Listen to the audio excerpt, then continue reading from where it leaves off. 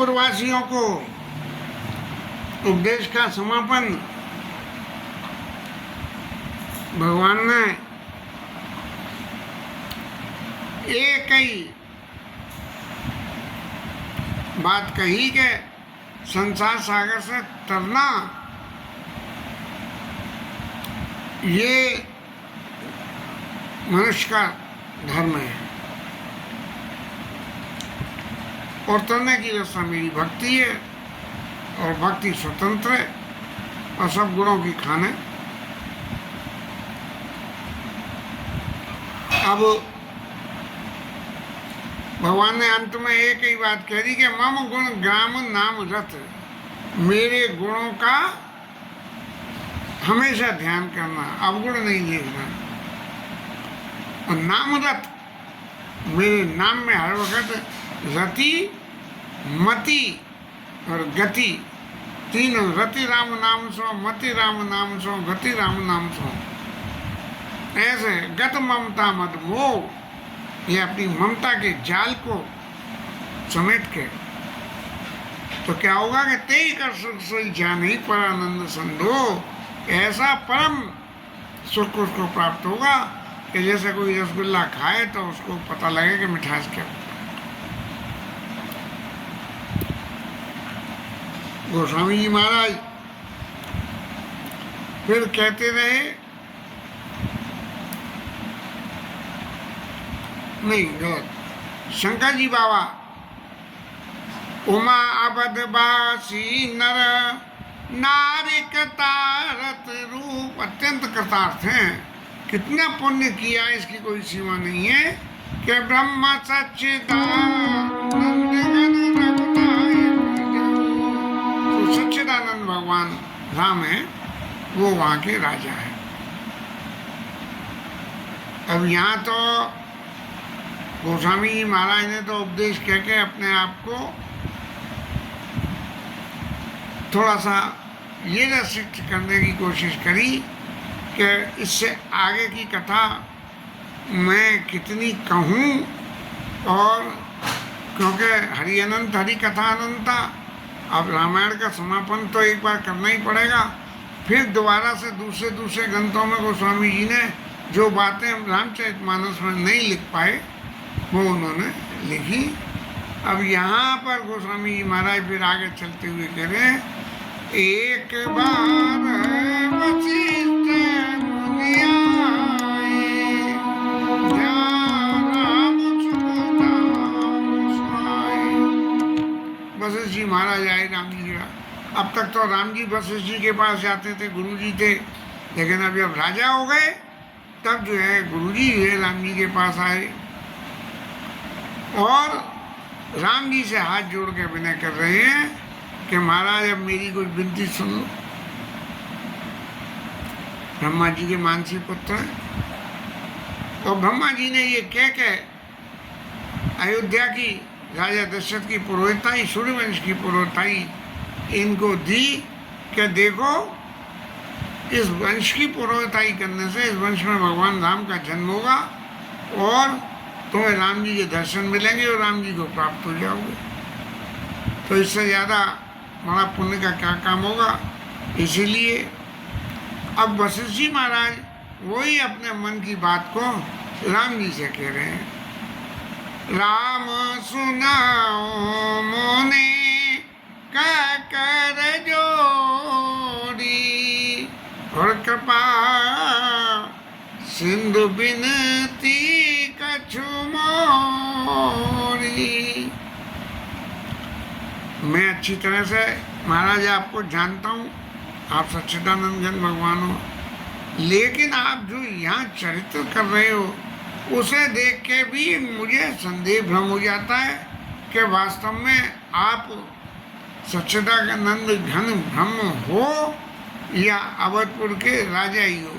भगवान इतनी बढ़िया एक्टिंग करते हैं कि उस एक्टिंग में अच्छे भ्रमित हो जाते हैं, ऋषि भी भ्रमित हो जाते हैं, मुनि भी भ्रमित हो जाते हैं, रावण महाराज भ्रमित हो गए और यहाँ वशिष्ठ जी महाराज भ्रमित हो गए। और तो और सही विश्वामित्र ऋषि को जब राम लक्ष्मण को दे दिया राजा दशरथ ने, तो वो भी इस बात से भ्रमित हो गए कि कहीं राजा ने मेरी जिद को रखने के लिए राम लक्ष्मण को ही दिया है या किसी और को दे दिया है।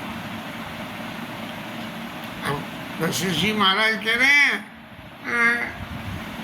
कि मैं जो है महिमा अमित वेद नहीं जाना, और मैं कई बात कहूँ भगवाना, महाराज आपकी महिमा को मैं तो क्या वर्णन करूं, लेकिन मैं अपने दिल की एक बात आपसे बताता हूँ। ये जो पुरोहिताई का काम है, ये अत्यंत मंद है, खोटा काम है, और वेद पुराण निंदा करते हैं कि पुरोहिताई नहीं करनी चाहिए, क्योंकि पुरोहिताई करने से यजमान के लिए उसके कल्याण का सारा साधन जो है पुरोहित को अपनी तपस्या भी दान करके करना पड़ता है। तब जो है वेद पुराण समझ कर नंदा, और जब न लय में तब विधि मोई। जब ब्रह्मा बाबा ने मुझसे कही कि सूर्यवंश की पुरोहिताई कर लो, तो मैंने मना कर दिया, क्योंकि ये तो अत्यंत मंद कर्म है और इस कर्म को जो है मैं नहीं करूँगा। तब जो है ब्रह्मा बाबा ने कहा लाभ आगे सुतोई, अरे इससे ज़्यादा लाभ तुम्हारे को और कहीं कुछ मिल सकता है? जो रघुवंश की पुरोहिताई करने से जो लाभ मिलेगा, वो लाभ कहीं और भी मिल सकता है। क्यों? परमात्मा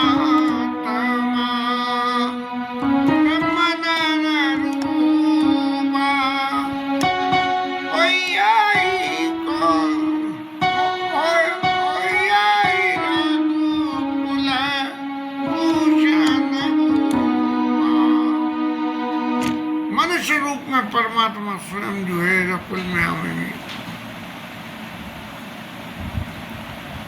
अब वशिष्ठ जी महाराज इतने ज्ञानी, इतने सब होने के बावजूद भी चित्त में उनके संदेह पैदा हुआ और कहने लगे कि भैया पुरोहित का कर्म तो बहुत मंदा है, मैं नहीं करूँगा। लेकिन फिर जब ब्रह्मा बाबा ने ये बात कही, तब मैं हृदय विचारा योग यज्ञ व्रत दान, भाई अगर मैं ये काम नहीं करूँगा तो क्या करूँगा? योग करूँगा, जप करूँगा, जो भी कुछ करूँगा, नाम स्मरण करूँगा, तो उन सबको करने के बाद क्या जा कहूँ करूँ सो पैहूँ और धर्म न ए समान। जिसके लिए, जिसको ब्रह्म को प्राप्त करने के लिए मैं ये योग जब तब करूँगा, तो वो जो है उसको तब उसको प्राप्त करूँगा। इसलिए जब ब्रह्मा बाबा ने ये बात कही कि हो ये रकुल भूषण रूपा, तब मैंने ये मन में विचार करा कि है तो मैं इस पुरोहिताई के बात को स्वीकार कर लेता हूँ। और फिर कह रहे हैं कि चाहे महाराज कितना भी साधन कर लें हम, लेकिन सबका फल क्या है? तब पद पंकज प्रीति निरंतर सब साधन कर या फल सुंदर। ये इतने योग जब तब करूं, सब कुछ, इन सब का फल क्या है कि आपके चरणों में प्रीति हो। अब संसार के जितने कर्म हैं, इन सबों में कहीं न कहीं तो कुछ है ही ऐसा कि उनमें शुद्धता की कोई न कोई कमी रह सकती है, पूर्ति करने में मुश्किल है। तो छूटे ही मल की मलई के धोए, घट के काब कोई भार बिलोए। महाराज ये संसार में रह के और संसार के ही नियमित कर्मों को करने से क्या जो है अभ्यंतर जो हमारे अंदर का मल है, हमारे अंदर जो कुंठा है, जैसे आपके चैत्र को देख के मेरे चित्त में ये हो रही है, ये क्या ऐसे मिट सकती है? नहीं मिट सकती है। तो मिटेगी कैसे? प्रेम भगति जल बिन रघुराई, अभ्यंतर मल कबहु न जाई। यदि भगवान के प्रति प्रेम नहीं है, और प्रेम रूपी यदि जल है आपके पास में, तभी जो है आपके अंदर में जो मोह ममता ये सब है, ये सब जो है इन सब से निवृत्ति जब आपके चरणों के प्रति प्रेम रूपी जल से जो है धोगे, तभी ये सिद्ध हो सकता है, और नहीं हो सकता। महाराज सोई सर्वज्ञ तज्ञ पंडित, सोई गुण ग्रह विज्ञान अखंडित, सारे गुण उसमें उसी में हो जाते हैं। दक्ष सगन लक्षण सोई जाके पद सरोज। तो महाराज एक बात देखिए, अब तक तो गुरु का पाठ मैंने निभा लिया, लेकिन अब मैं आपके चरणों में प्रेम करना चाहता हूँ। आपके चरणों के प्रेम होने से ही जो है ये सारे संसार का जितना भी मल है वो सब छूट जाएगा। इसलिए अब महाराज, अभी तक तो मैं आपको जो है राजा दशरथ के पुत्र मान के चल रहा था, लेकिन अब मैं आपको ब्रह्म मान के कि नाथ एक वर मांगो, राम कृपा करी दे, जन्म जन्म प्रभु पद कमल कबई घटे जन्मे।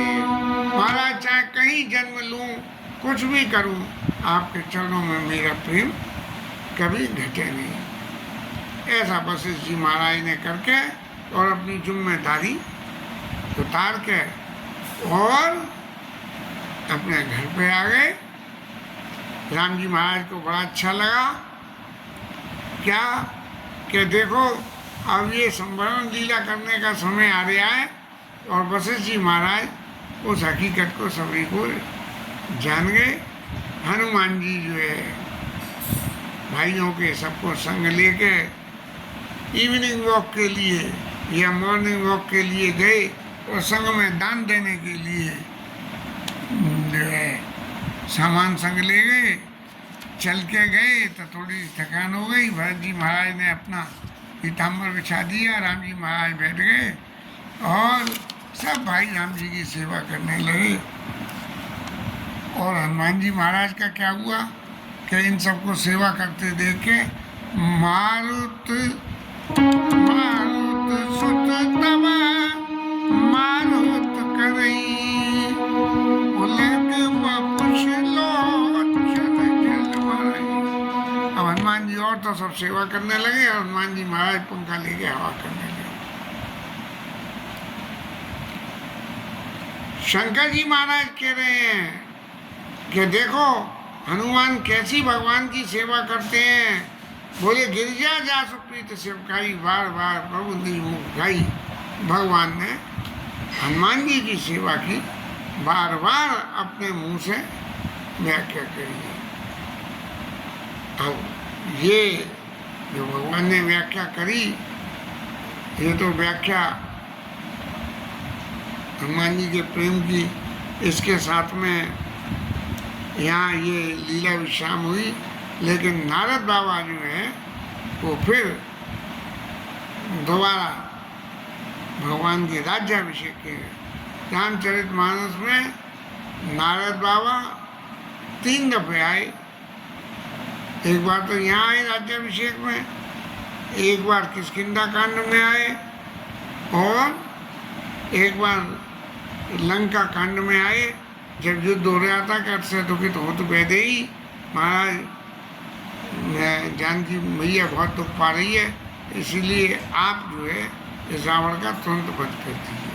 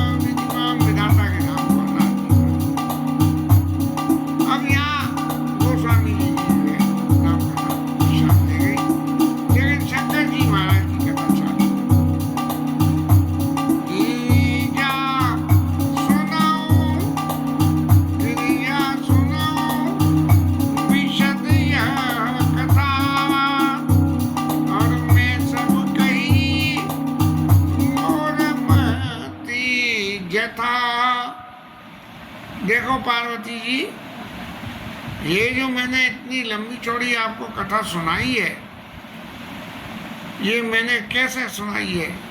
मैं सब कहीं मूर्खमती जता, जितनी मेरे में अक्ल है उतनी, जितनी मेरे में बुद्धि है।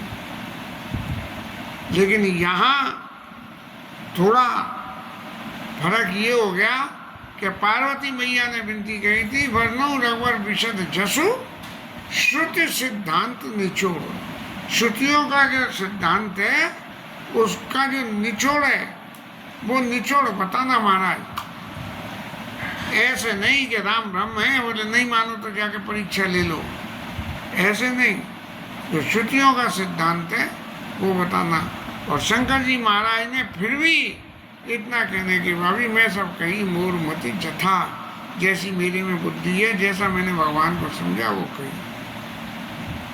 भगवान राम के अपार चरित्र हैं और श्रुति और शारदा भी जो है वर्णन नहीं कर सकते हैं। अनंत गुण है, अनंत कर्म है, और चाहे जितना भी प्रणाम कर लो, अनंत नवानी, अनंत भगवान के नाम है। और इन सब की मैक्सिमम लिमिट क्या है कि जलसी कर्म, जलसी कर मई रज गुण गण जाई, रघुपति रघुपति चरित न बरने से आई। रेत के कण जो गंगा जमुना की बालू में बैठे रहते हैं, ये जो है इनकी ऋषि कर्म नहीं, जल सी कर्म रजगनियाई। ये रज के गणों, पानी के अंदर रज के कणों की गिनती की जा सकती है, लेकिन रघुपति चरित्र न बढ़ने से आई। भगवान राम का चरित्र इतनी विशद है कि इसका वर्णन करते करते भी पार नहीं है। माने पानी में पड़ी हुई रेत के कणों की गिनती करना कोई सहज खेल है? बोले वो गिन लिए जाएंगे, लेकिन भगवान के चरित्र राम अनंत अनंत भगवान। विमल कथा हरिपद दायिनी, और भगति होई सुनवानो पाइनी। ये अत्यंत निर्मल कथा है और इसके सुनने से भगवान की अनुपायनी भक्ति प्राप्त होती है। माने भगवान के चरणों में प्रीति करने वाली अनुपायनी भक्ति प्राप्त होती है। अब आपने जो कुछ पूछा वो तो मैंने सब कह दिया। उमा कहे वो सब कथा सुनाई, और जो भूषण खगपति सुनाई। अब मैं सब कही मूर्खमती जथा, अपनी मति के अनुसार कही, लेकिन इसमें एक अलंकार और है कि जो भी मैंने कुछ कहा है, जो मेरे पास भी अपना माल नहीं है। मैं भी भुसुंडी महाराज से लेके आया था, और भुसुंडी महाराज ने ये कथा कौन को सुनाई थी? बोले गरुड़ महाराज को सुनाई थी। लेकिन ये जो कथा मैंने सुनाई, इसके बीच में भगवान के राम के कुछ गुणों का वर्णन भी करा, और उन गुणों का वर्णन होने से देवी आपको राम जी का स्वरूप अच्छी तरह से समझ में आ गया होगा। इसीलिए सुने। अब कछुक राम गुण कयु बखानी, अब का कहो सुखाऊ भवानी।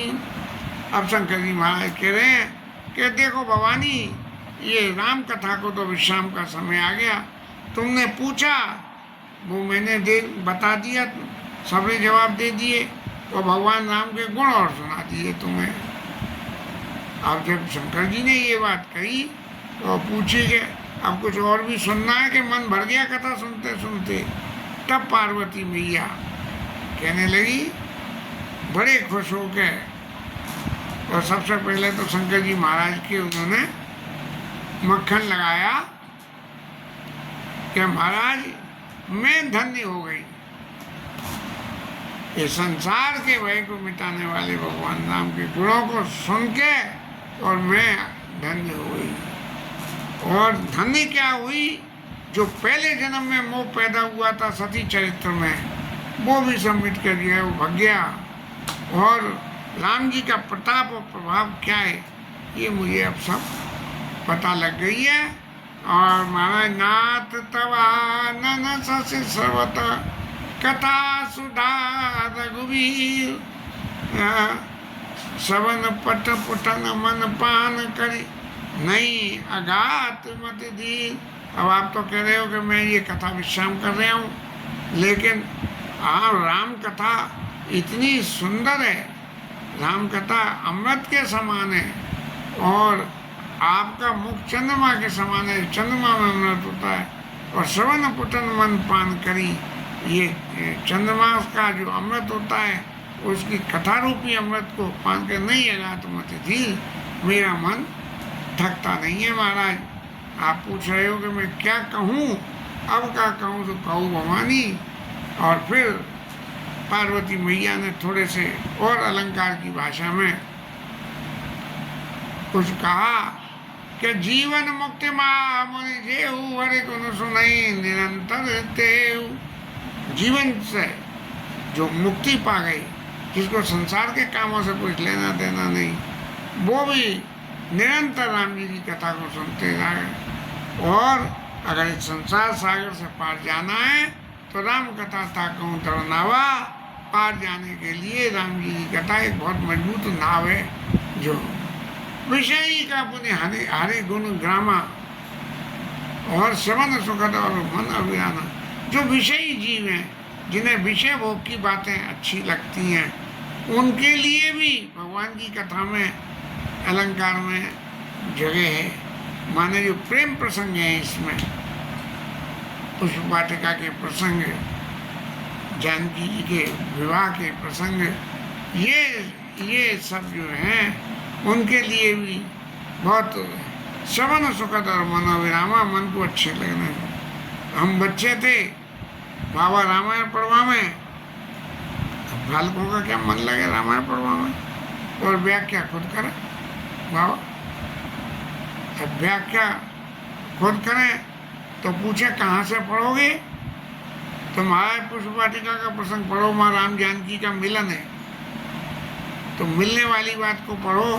तो जो सीता मैया की राम जी के प्रति आस्था और राम जी की सीता जी के प्रति आस्था, इस प्रेम का वर्णन बाबा करते थे और बड़ा अच्छा लगता था। और पार्वती मैया कह रही है कि अरे कान वाला कौन है साहब, जिसे ये कथा अच्छी नहीं लगेगी। लेकिन जिसे अगर अच्छी नहीं लगती है तो वो आत्मघाती, वही जो राम जी महाराज ने कही है, जो न तरे वह सागर न समाज पड़ा सो प्रतिंदक मति आत्मा गति जाई। ऐसे ही पार्वती मैया कह रही है कि वो आत्मा अनात्म हत्या के गति को जाता है। महाराज आपने भगवान के चरित्र को गाया और मैंने सुना, और सुन के अत्यंत मैंने सुख पाया। अब महाराज एक नई समस्या और पैदा हो गई कि आपने पहले तो इतनी नहीं कही, लेकिन अब जब बिल्कुल कथा समाप्त हो गई तब बताया कि काकभूषुंड गरुड़ प्रति गाई। कौआ महाराज ने जो है गरुड़ जी महाराज के प्रति ये कथा गाई, मैंने तुम्हें सुनाई। तो महाराज ये जो क्या चक्कर है, ये इसमें सब क्लॉज और सब स्टोरी कहाँ से आ गई, ये भुसुंडी महाराज कौन है और ये कहाँ से आए और कैसे आ गए। भुसुंडी तो कौआ है और अपवित्र शरीर है, लेकिन फिर भी तुम जो कही ये कथा सुनाई, काक भुसुंडी गरुड़ गाई। विरत ज्ञान विज्ञान दृढ़ राम चरण अति ने, और बायस तन रघुपति भगति मोहि परम संदेह। महाराज कौए का तो शरीर अपावन शरीर, और ज्ञान विज्ञान में दृढ़ पक्षी की जात, और ज्ञान विज्ञान में दृढ़ इतना मजबूत, और राम जी के चरणों में प्रीति। ये इतनी सारी बातें कौआ महाराज पे कैसे एक संग आ गई, मुझे इस बारे में संदेह है। तो इस संदेह को मिटाने के लिए आप मेरी शंका का समाधान करने को अपनी कथा को चालू रखिए।